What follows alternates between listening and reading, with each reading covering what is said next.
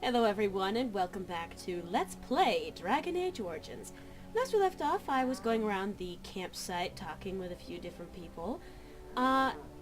Believe me, if I don't do this, this set is going to be very short. Warden's Keep does not take very long at all. Besides which, it's good groundwork for the rest of the game, and it's good to get to know these characters that you'll be traveling around with. Yes. I have a question. I am hardly surprised. Why did you come to Ferelden? To answer a question. What was the question? The Arishok asked what is the Blight. By his curiosity, I am now here. Why would the Kunari care about the Blight? Why do you? I'm a Grey Warden. It's my job. Exactly. You don't ask, nor do I. The Arishok sends me and I go. Now, there is actually an infinite approval loop in this conversation. Did you find the answer to his question? A portion of it. Why would the Kunari care about the Blight? Why do you? I'm a Grey Warden. It's my job. Exactly. You don't ask, nor do I. The Arishok sends me and I go. And you can continue through... A portion of it. Why do you? Exactly. You don't ask. A portion. Why do you? Exactly. You... A portion. Why do you? Just exactly. keep repeating this cycle A portion over of it. and over again. Why do you? Exactly. You... A portion of it.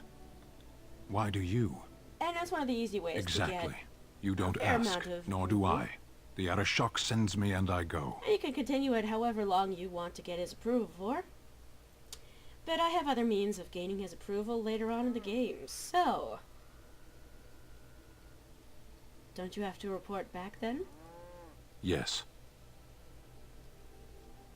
When are you going to do that? Never. I cannot go home. I'm sorry. Thank you. Can we move on? We keep the darkspawn waiting. Aww. Let's go. As you wish. He approved plus 32.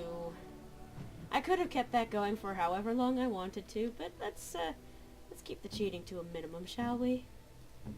And that reminds me, let's set some of these folks to auto level. Morrigan I shall not, but Sten, yeah, he shall auto level. And that's all we have for now. Yeah. Anyway, I like, he's a very subtle character. I really like the writing on him. Very, well, it's hard to see his sense of humor sometimes. Anyway, Sten? You are not quite as callow as I thought. That is unexpected. Callow? You thought I was callow? You sound surprised. You must have heard this before. You'll get over it. Eventually. So will you tell me now why you were caged?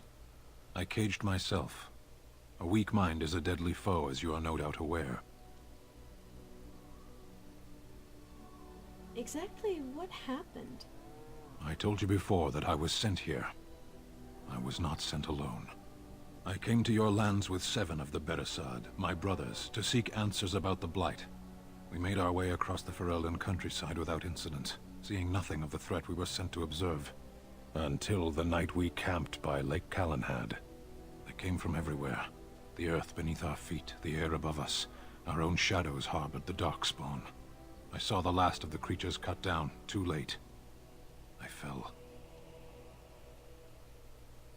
That sounds like what happened to me at Ostagar. I heard the stories of Ostagar. Your kith stood their ground when others fled. No one can do more than that. I don't know how long I lay on the battlefield among the dead, nor do I know how the farmers found me. I only know that when I woke I was no longer among my brothers, and my sword was gone from my hand. What did you do? I searched for it, and when that failed I asked my rescuers what had become of it. And then? I killed them. With my bare hands. I did. I knew they didn't have the blade. They had no reason to lie to me. I panicked. Unthinking, I struck them down. That It's terrible. I know I cannot justify what I have done. My honor is forfeit. That sword was made for my hand alone. I have carried it from the day I was set into the Beresad. I was to die wielding it for my people. Even if I could cross Ferelden and Tevinter unarmed and alone to bring my report to the Arishok, I would be slain on sight by the Antam. They would know me as soulless, a deserter. No soldier would cast aside his blade while he drew breath. Couldn't you search for it? If I knew where to look, it would be in my hand now. Well, where did you find the Darkspawn? Near Lake Callanhad. Don't worry. We'll find it. Perhaps those words are empty, but thank you all the same. Plus 16. Where does that put him, actually? Okay, he's at 57. He officially approves of me more than Alistair does.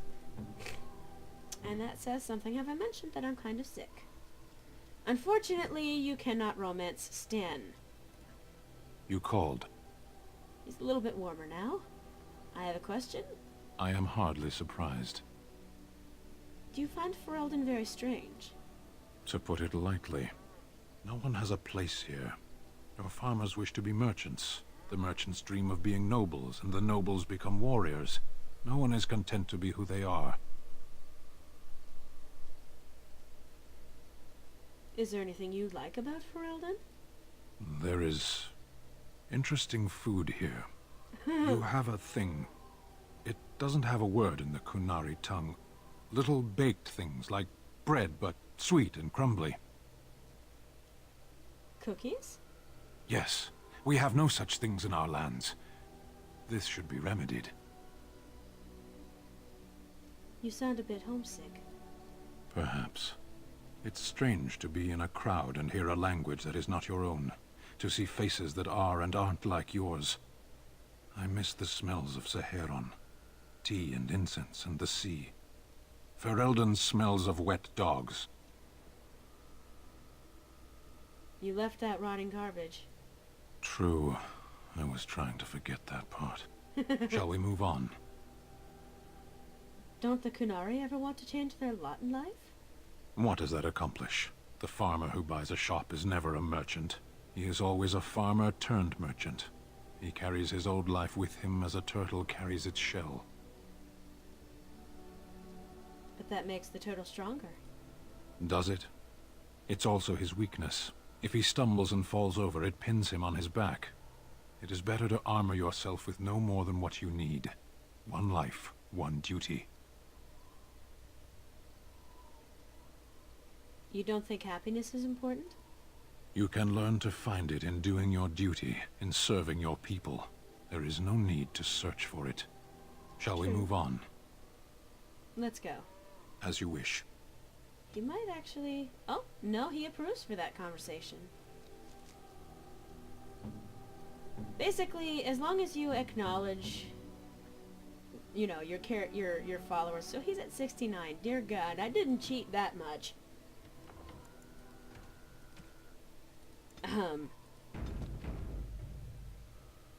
So there's been one character that I have not really talked to much at all, and I do not really look forward to talking with her much. I can't say that I like Morrigan very much early on in the story. What do you wish of me? I'd like to ask you something. If you must. How did you become a shape changer? I was not born such. 'Tis a skill of Flemeth's, taught over many years in the wilds. The chastened have tales of we witches, saying that we assume the forms of creatures to watch them from hiding. When a child is alone and separate from his tribe, that is when we strike, dragging the young boy kicking and screaming to our lair to be devoured. A most amusing legend. But it's just a legend, right? So I assume. My mother has walked the wilds far longer than I. Who am I to suggest what things she has done and not done in her past? Why do you ask? Is there something specific you wish to know? Can you change into other human forms as well? The form of an animal is different from my own. One may study the creature, learn to move as it does, think as it does. In time, this allows one to become as it is. I gain nothing by studying another human. I already am the same as they are. I learn nothing. So the answer is no, my human form is the only one I possess. Can anyone become a shape changer? Anyone with sufficient will, but the act of transformation is a magical one. 'Tis a spell and thus requires a mage's talents. If you had a notion to learn such a skill for yourself, sadly, you must remain disappointed.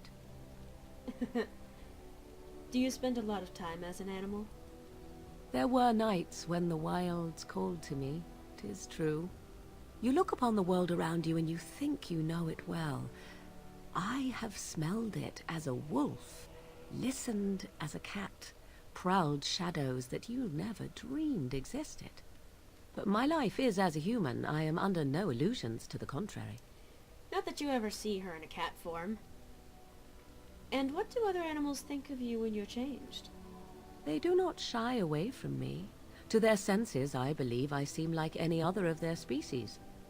As to what they think, I truly cannot say. Just as I am still human, no matter my form, they are still animals. Thus they cannot speak, even were I to ask. I've never heard of magic like that before. No?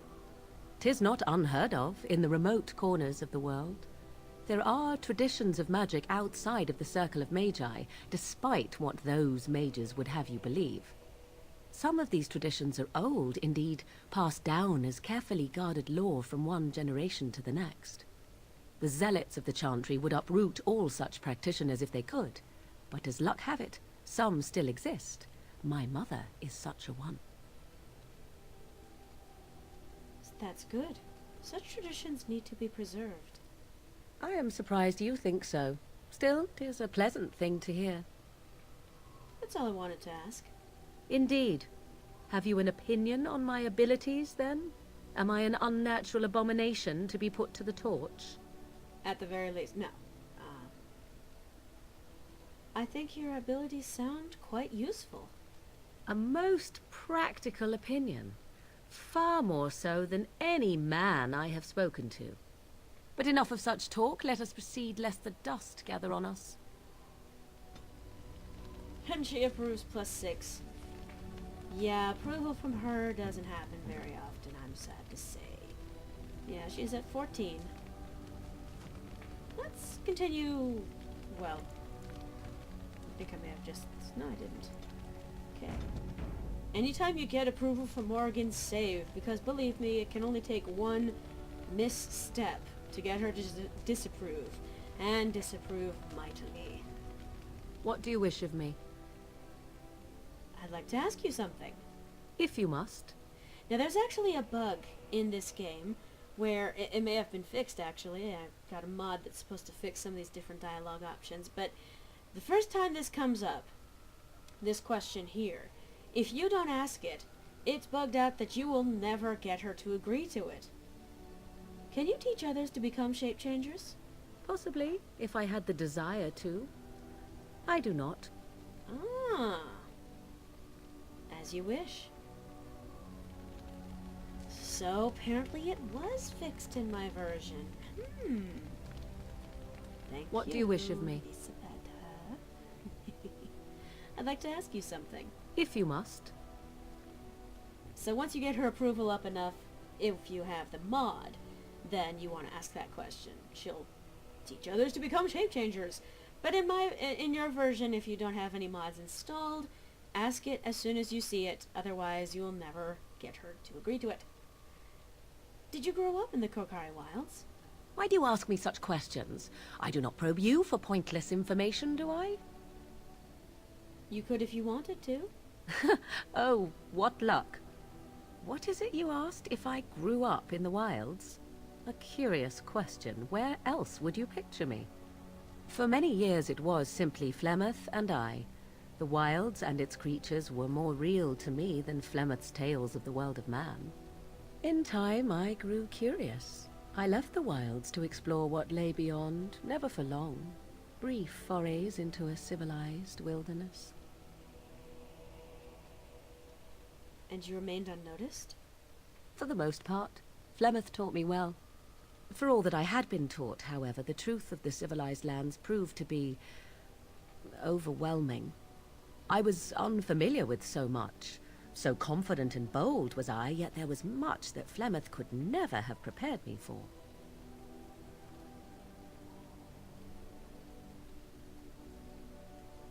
I'm trying to remember which one of these might piss her off, because it's so hard to tell. Very daring. That sounds like you. Equal parts daring and foolhardy, perhaps. Only once was I accused of being a witch of the wilds, and that by a chastened who happened to be traveling with a merchant caravan.